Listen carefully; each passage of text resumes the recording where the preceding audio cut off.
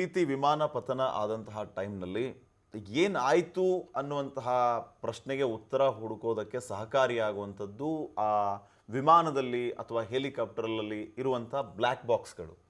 ಈ ಬ್ಲ್ಯಾಕ್ ಬಾಕ್ಸ್ಗಳು ಯಾವ ರೀತಿ ಕೆಲಸ ಮಾಡುತ್ತೆ, ಬ್ಲ್ಯಾಕ್ ಬಾಕ್ಸ್ ಇನ್ವೆಸ್ಟಿಗೇಷನ್ಗೆ ಎಷ್ಟು ಸಹಕಾರಿ ಅಂತ? ಸೊ ಅದನ್ನು ಕರೆಯೋದು ಬ್ಲ್ಯಾಕ್ ಬಾಕ್ಸ್ ಅಂತ, ಬಟ್ ಅದು ಇರೋದು ಆರೆಂಜ್ ಕಲರಲ್ಲಿ. ಸೊ ಆರೆಂಜ್ ಯಾಕೆ ಅಂದರೆ ಆ ಲೈಟ್ ನಿಮಗೆ ಎಲ್ಲೇ ಇದ್ರೂ ಡೆಬ್ರೀಸ್ ಮಧ್ಯೆ ಎಲ್ಲೇ ಇದ್ರೂ ಲೊಕೇಟ್ ಆಗೋದು ಈಸಿ ಅಂತ. ಸೊ ಅದರಲ್ಲಿ ಏನು ಅಂದರೆ ಎಮರ್ಜೆನ್ಸಿ ಲೊಕೇಟರ್ ಟ್ರಾನ್ಸ್ಮಿಟರ್ ಅಂತ ಒಂದು ಡಿವೈಸ್ ಇರುತ್ತೆ, ELT ಅಂತ. ಸೊ ಅದು ನಿಮಗೆ ಈ ಕ್ರ್ಯಾಶ್ ಇಂಪ್ಯಾಕ್ಟ್ ಆಗತ್ತಲ್ಲ, ನೀರಲ್ಲಿ ಬೀಳಲಿ ಇಲ್ಲ ಇದರಲ್ಲಿ ಬೀಳಲಿ, ಆ ವೈಬ್ರೇಷನ್ನಿಗೆ ಅದು ಆ್ಯಕ್ಟಿವ್ ಆಗುತ್ತೆ. ಸೊ ಇನ್ ಕೇಸ್ ನಮಗೆ ಫಿಸಿಕಲಿ ಲೊಕೇಟ್ ಮಾಡೋಕ್ಕಾಗ್ತಾ ಇಲ್ಲ ಅಂದರೆ ಅದು ಸಿಗ್ನಲ್ ಕಳಿಸ್ತಾ ಇರುತ್ತೆ, ಇಂಥ ಲೊಕೇಶನಲ್ಲಿ ಇದ್ದೀನಿ ಅಂತ. ಸೊ ಈಗ ನೀರಲ್ಲಿ ಏನಾದ್ರು ಬಿದ್ದಾಗ ಈ ಸಬ್ಮರೀನು ಇಲ್ಲ ನಮ್ಮ ನೇವಿನವ್ರ ಕೈಲಿ ಅವರು ಆ ಡಿವೈಸನ್ನು ಡೆಪ್ಲಾಯ್ ಮಾಡಿದ್ರೆ ಅದಕ್ಕೆ ಎಕ್ಸಾಕ್ಟ್ ಲೊಕೇಶನ್ ಎಲ್ಲಿದೆ ಅಂತೇಳಿ ಅದು ಪಿನ್ ಪಾಯಿಂಟ್ ಮಾಡಿ ಸಿಗ್ನಲ್ ಕಳಿಸ್ತಾ ಇರುತ್ತೆ. ಸೊ ಅದು ಲೊಕೇಟ್ ಆದಮೇಲೆ ಅದು ಬೇಸಿಕ್ಲಿ ಹೇಗೆ ಅಂದರೆ ನಮ್ಮ ನಾರ್ಮಲ್ ಪೆನ್ ಡ್ರೈವ್ ಥರ ಒಳಗಡೆ it will have a disk drive. ಅದರಲ್ಲಿ ಡೇಟಾ ರೆಕಾರ್ಡ್ ಆಗ್ತಾ ಇರುತ್ತೆ. ಈ ಏರ್ಕ್ರಾಫ್ಟು ಟೇಕ್ ಆಫ್ ಏನು ಸ್ಪೀಡಲ್ಲಿ ಆಯಿತು, ಲ್ಯಾಂಡಿಂಗ್ ಗೇರ್ ಕಾನ್ಫಿಗರೇಷನ್ ಹೇಗಿತ್ತು, ಪೈಲಟ್ಸ್ಗಳು ಕಾಕ್ಪಿಟಲ್ಲಿ ಏನೇನು ಇನ್ಪುಟ್ ಕೊಟ್ಟರು, ಏನೇನು ಕರೆಕ್ಷನ್ ಮಾಡಿದ್ದಾರೆ, ಯಾವ ಸೆಕೆಂಡಲ್ಲಿ ಏನು ಹೈಟು ಏನು ಸ್ಪೀಡು ಮತ್ತು ಏನು ಕಾನ್ಫಿಗರೇಷನ್ ಇತ್ತು ಅಂತ ಫುಲ್ ಗ್ರಾಫ್ ವೈಸ್ ಡೇಟಾ ಇರುತ್ತೆ. ಸೊ ಅವರು ಅನಲೈಸ್ ಮಾಡಬೇಕಾದ್ರೆ ಸ್ಟಾರ್ಟಿಂಗಿಂದ ಹಿಡಿದು ಎಂಡಿನ ತನಕ ಎಲ್ಲೇ ಅಬ್ನಾರ್ಮಲಿಟಿ ಇದ್ರೂ ಅವರಿಗೆ ಇನ್ವೆಸ್ಟಿಗೇಟರ್ಸ್ಗೆ ವೆರಿ ಈಸಿಲಿ ಅವ್ರು ಕಂಡುಹಿಡಿಬೋದು. ಇದು ಒಂದು significant contributing factor. Take off ಇಂದ ಲ್ಯಾಂಡಿಂಗ್ ವರೆಗೂ ಕಂಟಿನ್ಯೂಸ್ ರೆಕಾರ್ಡ್ ಆಗ್ತಾನೆ ಅದು ಓವರ್ ರೈಟ್ ಆಗುತ್ತೆ. 120 ಮಿನಿಟ್ಸ್ ಟು 180 ಮಿನಿಟ್ಸ್ ಟೈಮ್ ಇರುತ್ತೆ. ಈಗ ನೀವು ಈಗ ಯೂಶಲಿ ನೀವು ಟೇಕ್ ಆಫ್ ಆಗಿ ಇವೆಂಟ್ಫುಲ್ ಇತ್ತು, ಲ್ಯಾಂಡಿಂಗ್ ಟೈಮಲ್ಲಿ ಏನೋ ಸಮಸ್ಯೆ ಬಂತು ಅಂದರೆ ನಿಮಗೆ ಟೇಕ್ ಆಫ್ ಆಗಿದ್ದಕ್ಕೆ ಏನು ಲಿಂಕ್ ಇರಲ್ಲ. Last moment is important. So 120 minutes to 180 minutes average time. ಇದು ಡೇಟಾ ಸೈಡ್, DFDR ಅಂತೇಳಿ. ಕಾಕ್ಪಿಟ್ ವಾಯ್ಸ್ ರೆಕಾರ್ಡರ್ ಅಂದರೆ ATC ಜೊತೆ ಪೈಲಟ್ಸ್ ಏನು ಮಾತಾಡಿದ್ದಾರೆ ಮತ್ತು ತಮ್ಮ ಮಧ್ಯೆ ಏನು ಮಾತಾಡ್ಕೊಂಡಿದ್ದಾರೆ ಇದು ರಿಯಲ್ ಟೈಮಲ್ಲಿ ಅದು ರೆಕಾರ್ಡ್ ಆಗ್ತಾ ಇದೆ. ವಾಯ್ಸ್ ರೆಕಾರ್ಡ್ ಆಗಿರುತ್ತೆ. ಹೌದು, ಇದು ಬಹಳ ಮುಖ್ಯವಾದಂಥ ವಿಚಾರ. ಹೌದು. ಇದರಲ್ಲಿ ಬೇಸಿಕ್ಲಿ ಏನು ಅಂದರೆ ADM ಫೀಚರ್, ನಾವೇನು ಹೇಳ್ತೀವಿ ADM ಅಂದರೆ ಏರೋನಾಟಿಕಲ್ ಡಿಸಿಷನ್ ಮೇಕಿಂಗ್ ಅಂತ. ಸೊ ಪೈಲಟ್ಸ್ ತಲೆನಲ್ಲಿ ಏನು ಓಡ್ತಾ ಇತ್ತು, ಆಮೇಲೆ ಅವರ ಡಿಸಿಷನ್ ಏನು ತೊಗೊಳ್ಬೇಕು ಅಂತಿದ್ರು, ಅವರ ಪ್ಲ್ಯಾನ್ ಏನಿತ್ತು, ಮತ್ತು ಅವರ ಟ್ರೈನಿಂಗ್ ಎಷ್ಟು ಎಫಿಷಿಯೆಂಟ್ ಇತ್ತು ಅಂಥೇಳಿ ನಮಗೆ ಈ ಕಾಕ್ಪಿಟ್ ವಾಯ್ಸ್ ರೆಕಾರ್ಡರ್ ಮೂಲಕ ಗೊತ್ತಾಗ್ತದೆ. ಬಟ್ ನಡೆದಿರೋ ಆಕ್ಸಿಡೆಂಟ್ ಏನು ಮಾಡೋಕ್ಕಾಗೋದಿಲ್ಲ. ಇದಕ್ಕೆ ಬಂದ್ಬಿಡ್ತೀನಿ ಸಮರ್ಥಗಳೇ. ಈಗ ಈ ಬ್ಲ್ಯಾಕ್ ಬಾಕ್ಸ್ ಯಾವ ರೀತಿ ಕೆಲಸ ಮಾಡುತ್ತೆ, ಕಂಟಿನ್ಯೂಸ್ ಆಗಿ ವಾಯ್ಸ್ ರೆಕಾರ್ಡ್ ಎಲ್ಲ ಆಗ್ತಿರುತ್ತೆ ಅನ್ನೋದನ್ನ ನೀವು ಹೇಳಿದ್ರಿ. ಸೊ ಲಾಸ್ಟ್ ಮೂಮೆಂಟಲ್ಲಿ ಏನಾಯಿತು ಅನ್ನೋದು ಆ ಬ್ಲ್ಯಾಕ್ ಬಾಕ್ಸ್ನಿಂದ ನಮಗೆ ಗೊತ್ತಾಗುತ್ತೆ. ಅಸಲಿಗೆ ಅಲ್ಲಿ ಏನು ಸಮಸ್ಯೆ ಆಗಿತ್ತು, ಯಾಕೆ ಪತನ ಆಯಿತು ಅನ್ನೋದು ಅಲ್ಟಿಮೇಟ್ಲಿ ಬ್ಲ್ಯಾಕ್ ಬಾಕ್ಸಿಂದ ಗೊತ್ತಾಗ್ಬಿಡುತ್ತೆ ಅಲ್ವಾ? ಮೋಸ್ಟ್ ಆಫ್ ದ ಟೈಮ್ಸು ಅದರಲ್ಲಿ ಈಗ ಇಂಜಿನ್ ಸಮಸ್ಯೆ ಇತ್ತೋ ಇಲ್ಲ ಇನ್ನೊಂದು ಫ್ಲೈಟ್ ಕಂಟ್ರೋಲ್ಸೋ ಹೈಡ್ರಾಲಿಕ್ಸೋ ಎಲೆಕ್ಟ್ರಿಕಲೋ XYZ, ಪೈಲಟ್ ಅದು ಅಟ್ಲೀಸ್ಟ್ ಬ್ಲ್ಯಾಕ್ ಬಾಕ್ಸ್ ಆಗಲಿ ಆದರೂ ರೆಕಾರ್ಡ್ ಆಗಲಿ ಅಂತ ಅದನ್ನು ಕಮ್ಯುನಿಕೇಟ್ ಮಾಡ್ತಾ ಇರ್ತಾರೆ, ಹೇಳ್ತಿರ್ತಾರೆ. ಇಲ್ಲ, ಈಗ ನ್ಯಾಚುರಲ್ ಇನ್ಸ್ಟಿಂಕ್ಟ್ ಇಬ್ರು ಪೈಲಟ್ಸ್ ಅಂತೂ ಮಾತಾಡ್ಕೊಳ್ತಾರೆ ಇರ್ತಾರೆ ಕಾಕ್ಪಿಟ್ ಅಲ್ಲಿ. ಸೊ ಆ ಇದನ್ನು ಕಾಕ್ಪಿಟ್ ಮೈಕ್ರೋಫೋನ್ ಅಲ್ಲಿ ರೆಕಾರ್ಡ್ ಆಗಿರುತ್ತೆ.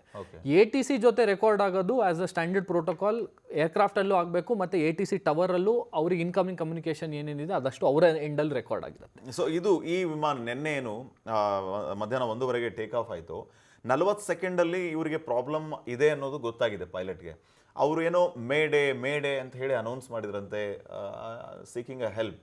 ಸೊ ಆದರೆ ಅಲ್ಲಿ 40 ಸೆಕೆಂಡ್ ಇದ್ದಿದ್ದರಿಂದ ಇನ್ ಕೇಸ್ ಅದು ATCಗೆ ಕಮ್ಯುನಿಕೇಟ್ ಆಗಿ, ಅಂದರೆ ಏರ್ ಟ್ರಾಫಿಕ್ ಕಂಟ್ರೋಲ್ ಕಮ್ಯುನಿಕೇಟ್ ಆಗಿ ಅವ್ರು ರಿಪ್ಲೈ ಮಾಡಿದ್ರು ಇಲ್ಲಿ ಏನಾಗೋ ಚಾನ್ಸಸ್ ಇತ್ತು.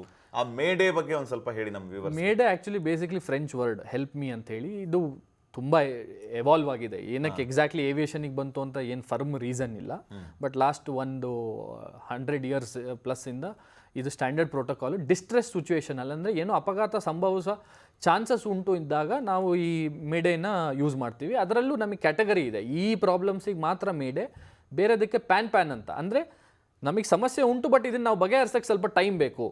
ಸೊ ಈ ಥರ ಇದ್ದಾಗ ನಾವು ಪ್ಯಾನ್ ಕೊಡ್ತೇವೆ. ಮೇಡೆ ಅಂದರೆ ಇದು ಏನೋ ಬಹಳ ದೊಡ್ಡ ಸಮಸ್ಯೆ, ಇದನ್ನು ನಾವು ಬಗೆಹರಿಸೋಕ್ಕೆ ಮೋಸ್ಟ್ಲಿ ಆದರೂ ಆಗ್ಬೋದು, ಇಲ್ಲದೇ ಆದರೂ ಇಲ್ಲ ಅನ್ನೋ ಒಂದು ಇಂಟಿಮೇಷನ್. ಇದು ಸ್ಟ್ಯಾಂಡರ್ಡ್ ಪ್ರೋಟೋಕಾಲ್ ಏನಕ್ಕೆ ಅಂದರೆ ನಾವು ಸರ್ಚ್ ಆ್ಯಂಡ್ ರೆಸ್ಕ್ಯೂನ ಆ್ಯಕ್ಟಿವೇಟ್ ಮಾಡೋದಕ್ಕೆ. ATC ಟವರ್ಗೆ ಇನ್ಫಾರ್ಮೇಷನ್ ಕೊಟ್ಟ ತಕ್ಷಣ ಅವರು ಫೈರ್ ಫೈಟಿಂಗ್ ಸರ್ವಿಸಸ್ ಇರಲಿ, ನಮ್ಮ ಆ್ಯಂಬುಲೆನ್ಸ್ ಸರ್ವಿಸಸ್, ಮೆಡಿಕಲ್, ಆಮೇಲೆ ಮ್ಯಾನ್ ಪವರ್ ಅಲೋಕೇಶನ್ನು, ಈ ಆ್ಯಕ್ಟಿವಿಟೀಸಿಗೆ ಅವರಿಗೆ ಹೆಡ್ಸಪ್ ಇನ್ನೂ ಅಡ್ವಾನ್ಸ್ ಟೈಮ್ ಸಿಗ್ತದೆ. ಈ ಪ್ರತಿ ಒಂದು ಸೆಕೆಂಡು ಕೌಂಟ್ ಆಗಬೇಕಾದ್ರೆ ನಮಗೆ 2 ನಿಮಿಷ ಮುಂಚೆ ಇನ್ಫಾರ್ಮೇಷನ್ ಬಂತು ಅಂದರೆ ನಾವು ಅಷ್ಟು ಬೇಗ ನಾವು ಪ್ರಿಪೇರ್ ಆಗ್ಬೋದು. ಸೊ ಈ ಕಾರಣಕ್ಕಾಗಿ ಮೇಡೆ ಕೊಡ್ತೀವಿ. ಆಮೇಲೆ ಈಗ ಏರ್ಕ್ರಾಫ್ಟ್ ವಾಪಸ್ಸು ರಿಟರ್ನ್ ಟು ಏರ್ಫೀಲ್ಡ್ ಅಂತ ಹೇಳ್ತೀವಿ, ವಾಪಸ್ ಬಂದು ಲ್ಯಾಂಡ್ ಮಾಡೋ ಪರಿಸ್ಥಿತಿಲಿತ್ತು, ನಾವು ಲ್ಯಾಂಡ್ ಮಾಡೋ ಡಿಸಿಷನ್ ತೊಗೊಂಡಿದ್ದೀವಿ ಅಂದರೆ ಆ ಟೈಮಲ್ಲಿ ರನ್ವೇ ಹತ್ರ ನಮಗೆ already fire fighting services, ambulance services ಸ್ಟ್ಯಾಂಡ್ ಬೈನಲ್ಲಿ ಇಟ್ಟಿರ್ತಾರೆ. ಸೊ ಏನೇ ಆದ್ರೂ ನಾವು ಆದಷ್ಟು ಸೇಫ್ ಇರ್ಬೋದು ಅಂಥೇಳಿ.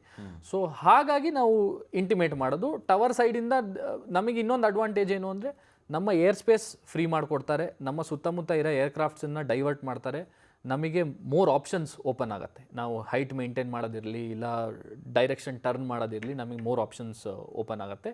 ಎರಡನೇದು ಅನ್ನೆಸೆಸರಿ ಫ್ರೀಕ್ವೆನ್ಸಿನಲ್ಲಿ ಮಾತಾಡೋದು. ಒಂದು ಫ್ರೀಕ್ವೆನ್ಸಿನಲ್ಲಿ 20ರಿಂದ 30 ಏರೋಪ್ಲೇನ್ ಇರುತ್ತೆ ಅಟ್ ಅ ಟೈಮ್. ಸೊ ಆ ಟೈಮಲ್ಲಿ ಅನ್ನೆಸೆಸರಿ ಬೇರೆ ಫ್ರೀಕ್ವೆನ್ಸಿನವರು ಮಾತಾಡೋದು ಉಳಿಯುತ್ತೆ, ಆ ಟೋಟಲ್ ಫ್ರೀಕ್ವೆನ್ಸಿ ನಮಗೆ ಬಿಟ್ಕೊಡ್ತಾರೆ. ಸೊ ನಾನು ಏನು ಪ್ರಾಬ್ಲಮ್ ಇದೆ, ನಾನು ಏನು ವರ್ಕೌಟ್ ಮಾಡ್ತಾ ಇದ್ದೀನಿ, ನಾನು ATC ಜೊತೆ ಮಾತಾಡ್ಬೋದು, ಮತ್ತು ನಮ್ಮ ಎಮರ್ಜೆನ್ಸಿ ಸರ್ವಿಸಸ್ನವ್ರನ್ನು ಅದೇ ಫ್ರೀಕ್ವೆನ್ಸಿಗೆ ತೊಗೋತಾರೆ. ಸೊ ಎಲ್ಲರಿಗೂ ಅಲ್ಲಿ ಒಂದು ಹೇಗೆ ಅಂದರೆ ಒಂದು ವಾತಾವರಣ ಹೇಗೆ ಕ್ರಿಯೇಟ್ ಮಾಡ್ತೇವೆ ಅಂದರೆ ಯಾರಿಗೂ ಏನು ಇನ್ಫಾರ್ಮೇಷನ್ ಇಲ್ಲ ಅಂತ ಆಗಬಾರ್ದು. ಎಲ್ಲರಿಗೂ ನಮಗೇನು ಇನ್ಫಾರ್ಮೇಷನ್ ನಡೀತಾ ಇದೆ, ಪೈಲಟ್ಸ್ ಏನು ಮಾಡ್ತಾರೆ, ನೆಕ್ಸ್ಟ್ ಎಕ್ಸ್ಪೆಕ್ಟೆಡ್ ಏನು, ಮತ್ತು ಅದಕ್ಕೆ ನಾವು ಹೇಗೆ ರಿಯಾಕ್ಟ್ ಮಾಡಬೇಕು. ಸೊ ಬೇರೆ ಇಂಟರ್ಫಿಯರೆನ್ಸ್ ಅವಾಯ್ಡ್ ಮಾಡೋದಕ್ಕೆ ನಾವು ಈ ಕಾಲನ್ನು ಕೊಟ್ಟು ಸುತ್ತಮುತ್ತ ಇರೋರಿಗೆ ಎಲ್ಲರಿಗೂ ನಾವು ಕಾಷನ್ ಕೊಡ್ತೇವೆ ದಟ್ ನಾವು ಈ ಥರ ಸಮಸ್ಯೆಯಲ್ಲಿದ್ದೀವಿ ಅಂತ ಹೇಳಿ. ಸೊ ಲಾಸ್ಟ್ ಸೆಕೆಂಡ್ವರೆಗೂ ಪೈಲಟ್ನ ಕೆಲಸ ಏನಾಗಿರುತ್ತೆ ಅಂತಂದರೆ ಸೇಫ್ ಲ್ಯಾಂಡಿಂಗ್ ಅಂತ. ಹೌದು. ಸೊ ನಿಮ್ಮ ಲ್ಯಾಂಗ್ವೇಜಲ್ಲಿ, ನಿಮ್ಮ ಟೆಕ್ನಿಕಲ್ ವರ್ಡಲ್ಲೇ ಹೇಳಬೇಕು ಅಂತಂದರೆ there is no word resignation word ಅನ್ನುವಂಥದ್ದು ನಿಮ್ಮ ಕರಿಯರಲ್ಲೇ ಬರಲ್ಲ. Correct. Resignation is nothing but ನೀವು ಕೈ ಚಲೋದು. ಕರೆಕ್ಟ್. ಮುಗಿತಿನ್ನ ನನ್ನ ಕಡೆಯಿಂದ ಆಗಲ್ಲ ಅಂತ ನೀವು ಅದನ್ನ ಹೇಳೋಂಗೇ ಇಲ್ಲ. ನಮ್ಮ ಟ್ರೈನಿಂಗಲ್ಲಿ 5 hazardous attitudes of a pilot ಅಂತಿದೆ. ಅಂದರೆ ನಮ್ಮ ಕ್ಯಾರೆಕ್ಟರಲ್ಲಿ we try not to ensure to have these. ಅಂದರೆ ಅದರಲ್ಲಿ ರೆಸಿಗ್ನೇಷನ್ ಇಂಪಾರ್ಟೆಂಟ್. ಇದು ನನ್ನ ಹತ್ರ ಆಗಲ್ಲಪ್ಪ ಅಂತ ನಾವು ಯಾವತ್ತೂ ಕೈ ಬಿಡೋಕ್ಕಾಗೋದಿಲ್ಲ. ವೀಕ್ಷಕರೇ, ರೆಸಿಗ್ನೇಷನ್ ಅನ್ನುವಂಥ ಪದದಿಂದ ನೀವು ಕನ್ಫ್ಯೂಸ್ ಆಗಿಬಿಡಿ. ರೆಸಿಗ್ನೇಷನ್ ಅಂದರೆ ನಾನು ರಾಜೀನಾಮೆ ಕೊಟ್ಬಿಡ್ತೀನಿ ಅಂತ ಅಲ್ಲ. ಇಲ್ಲಿ ಈ ಟೆಕ್ನಿಕಲ್ ಲ್ಯಾಂಗ್ವೇಜಲ್ಲಿ ರೆಸಿಗ್ನೇಷನ್ ಅಂತಂದರೆ ಒಬ್ಬ ಪೈಲಟ್ ವಿಮಾನ ಹಾರಾಟದ ಸಂದರ್ಭದಲ್ಲಿ ಏನಾದರೂ ಆ ಎಮರ್ಜೆನ್ಸಿ ಪರಿಸ್ಥಿತಿ ಎದುರಾದಾಗ ಅವರು ಕೈ ಚೆಲ್ಲಿ ಕೂತ್ಕೊಂಡ್ಬಿಟ್ರು ಅಂತಂದರೆ ಆ ಕೈ ಚೆಲ್ಲಿ ಕೂರುವಂತಹ ಪರಿಸ್ಥಿತಿ ಕೊನೆವರೆಗೂ ಅವರು ತಗೊಳ್ಳೋದಿಲ್ಲ. ಅಂಟಿಲ್ ಲಾಸ್ಟ್ ಸೆಕೆಂಡ್ವರೆಗೂ ಅವರು ಫೈಟ್ ಮಾಡಿಯೇ ಮಾಡ್ತಾರೆ ಸೇಫ್ ಲ್ಯಾಂಡಿಂಗ್ಗೋಸ್ಕರ. So this is called as resignation. ಈ ಒಂದು ಕ್ಯಾರೆಕ್ಟರನ್ನು ನಮ್ಮ ಇನಿಷಿಯಲ್ ಫ್ಲೈಯಿಂಗ್ ಡೇಸ್, ನಾವು ಯಾವಾಗ ಸಿಂಗಲ್ ಇಂಜಿನ್ ಫ್ಲೈಯಿಂಗಿಂದ ಸ್ಟಾರ್ಟ್ ಮಾಡ್ತೇವೆ ಅವತ್ತಿನಿಂದ ಹಿಡಿದು most pilots till the retire we build this thing in us that we are always ನಮ್ಮ ಟ್ರೈನಿಂಗು ನಮ್ಮ ಲಾಸ್ಟ್ ಮೂಮೆಂಟ್ ತನಕ ನಾವು we try to make sure we can save whatever is happening ಅಂತ. So ಆ ಸಂದರ್ಭದಲ್ಲಿ ನಿಮ್ಮ ಮನಸ್ಥಿತಿ ಹೇಗಿರುತ್ತೆ ಅಂತ, ಪೈಲಟ್ಗಳ ಮನಸ್ಥಿತಿ? ಯಾಕಂದರೆ ನೋಡಿ, ನಿನ್ನೆ ಸಿಕ್ಕಿದ್ದು ಬರೀ 40 ಸೆಕೆಂಡ್. ನೀವು ಹೇಳ್ತೀರಿ, ತುಂಬ ತುಂಬ ಚೆನ್ನಾಗಿ ಹೇಳಿದ್ರಿ ಲಾಸ್ಟ್ ಸ್ಟಾರ್ಟಿಂಗಲ್ಲಿ. ಮನುಷ್ಯನಿಗೆ ಟೈಮ್ ಅನ್ನೋದು ಎಷ್ಟು ಇಂಪಾರ್ಟೆಂಟ್ ಅನ್ನುವಂಥದ್ದು, ನಮ್ಮ ಜೀವನಕ್ಕೆ ಜೀವಗಳಿಗೆ ಟೈಮ್ ಎಷ್ಟು ಮುಖ್ಯ ಅನ್ನುವಂಥ 40 ಸೆಕೆಂಡು 265 ಜನರ ಜೀವನೇ ಚೇಂಜ್ ಮಾಡಿಬಿಡ್ತು, ಅವರ ದುರಂತ ಅಂತ್ಯ ಕಾಣೋದಕ್ಕೆ ಕಾರಣ ಆಯಿತು. ಸೊ ಆ 40 ಸೆಕೆಂಡಲ್ಲಿ ಏನಾದರೂ ಬದುಕುಳಿಯುವಂತಹ ಚಾನ್ಸಸ್ ಇದ್ದರೆ ಮತ್ತೆ ಬೇರೆ ರೀತಿಯ ಆಪ್ಷನ್ಸ್ಗಳಿತ್ತು. ಸೊ ನೀವು ಆ 40 ಸೆಕೆಂಡ್ ಅಥವಾ 40 ಮಿನಿಟ್ ಏನೋ ಒಂದು, ನಿಮ್ಮ ಮೆಂಟಾಲಿಟಿ ಆ ಸಂದರ್ಭದಲ್ಲಿ ಹೆಂಗಿರುತ್ತೆ ಪೈಲಟ್ ಆಗಿ? ನಾವು ಮೋಸ್ಟ್ಲಿ ನಮ್ಮ ಟಾಸ್ಕ್ ಏನು ಅಂದರೆ ನಾವು ಇದನ್ನು ಇರೋ ಪರಿಸ್ಥಿತಿಯಿಂದ ಹೊರಗೆ ಬರೋದು ಹೇಗೆ ಅಂತ. ಆವಾಗ ನಮಗೆ ಮಸಲ್ ಮೆಮರಿ ಒಂದು, ನಮ್ಗೆ ಇಷ್ಟು ದಿನ ನಮಗೆ ಏನು ಟ್ರೈನಿಂಗ್ ಕೊಟ್ಟಿರ್ತಾರೆ ನಾವು ಆಟೋಮೆಟಿಕ್ಕಾಗಿ ನಮಗೆ ಇನ್ವಾಲಂಟ್ರಿ ಆಗಿ, ಇವಾಗ ನಮಗೆ ನೀರು ಕುಡಿಬೇಕು ಅಂದರೆ ಲೋಟ ಇದ್ರೆ ಟಕ್ ಅಂತ ನಮ್ಮ ಕಣ್ಣು ಮುಚ್ಕೊಂಡ್ರು ನಾವು ನೀರು ಕುಡಿಬೋದು. ಸೊ ನಾವು ಈಗ ಮಸಲ್ ಮೆಮರಿನಲ್ಲಿ ಏನು ಮಾಡ್ತೇವೆ ಅಂದರೆ we are train to make sure immediate ಏನೋ ಅಬ್ನಾರ್ಮಲ್ ಪ್ರೊಸೀಜರ್ ಆಯಿತು ಅಂದರೆ ನಾವು ಬುಕ್ ಓದೋದಕ್ಕೆ ಅದಕ್ಕೆ ಟೈಮ್ ಇರೋದಿಲ್ಲ. ಸೊ ನಾವು ಫಸ್ಟ್ ಏನು ಆ್ಯಕ್ಷನ್ ತೊಗೊಬೇಕು, ಏರ್ಕ್ರಾಫ್ಟನ್ನು ಸ್ಟೆಬಿಲೈಸ್ ಮಾಡೋದು ಹೇಗೆ, ಇದನ್ನು ಮೇಂಟೈನ್ ಮಾಡೋದು ಹೇಗೆ, ಕರೆಂಟ್ ಸಿಚುವೇಷನ್ನ ಹೇಗೆ ಮೇಂಟೈನ್ ಮಾಡೋದು ಅಂತ ಫಸ್ಟ್ ಆ್ಯಕ್ಷನ್ ತೊಗೋತೇವೆ. ಇನ್ನು ಟೈಮ್ ಫ್ಯಾಕ್ಟರ್ ಇರಬೇಕಾದ್ರೆ ನಾವು ದೆನ್ QRH ಅಂತ ಕ್ವಿಕ್ ರೆಫರೆನ್ಸ್ ಹ್ಯಾಂಡ್ ಬುಕ್ ಅಂತ ಅದನ್ನು ವಿ ಪುಲ್ ಇಟ್ ಔಟ್. ಅದರಲ್ಲಿ ಏನೇನು ಪ್ರೊಸೀಜರ್ಸ್ ಕೊಟ್ಟಿದ್ದಾರೆ, ಈ ಥರ ಇದ್ದಾಗ ನಮ್ಗೆ ಏನೇನು ಆಪ್ಷನ್ ಓಪನ್ ಆಗುತ್ತೆ ಎಲ್ಲದೂ ನಾವು ರೆಫರ್ ಮಾಡ್ತೀವಿ. Then we will try to diagnose the problem. But ಈ ಥರ ಗಡಿಬಿಡಿ ಇದ್ದಾಗ ಈ ರೀತಿ ಸಮಸ್ಯೆ ಮೈಂಡ್ ಬ್ಲಾಕ್ ಆಗ್ಬಿಡಲ್ವಾ?